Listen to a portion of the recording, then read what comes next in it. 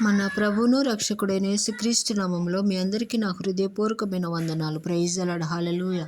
ఈరోజు వాక్యము సామెతల గ్రంథము 13వ అధ్యాయము 7వ వచనం. ధనవంతులమని చెప్పుకొనుచు లేమిడి గలవారు కలరు, దరిద్రులమని చెప్పుకొనుచు బహు ధనము గలవారు కలరు. దరిద్రులు అని ఎందుకు చెప్పుకుంటున్నారు? వాళ్ళు నటిస్తారు. అలాంటి నటన దేవుని ఎదుట పనికిరాదు. దేవుడు మన ప్రతిదీ గమనిస్తున్నాడన్న సంగతి మనం మనసులో పెట్టుకోవాలి.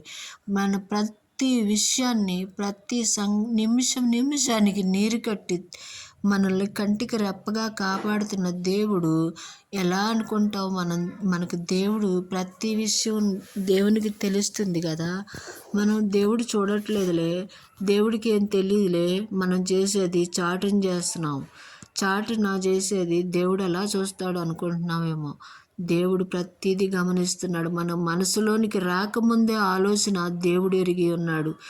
దేవుడు ప్రతిదీ తెలుసు కనుక దేవుని ఎదుట మనము ప్రతిదీ నమ్మకంగా యథార్థమైన మనసుతో దేవునికి మహిమకరంగా జీవిస్తే దేవుడు మనల్ని ప్రతి విషయంలో వర్ధిల్ల చేస్తాడు. Praise the lord. హల్లెలూయా. అటు కృప దేవుడు మనకు అనుగ్రహిస్తాడు.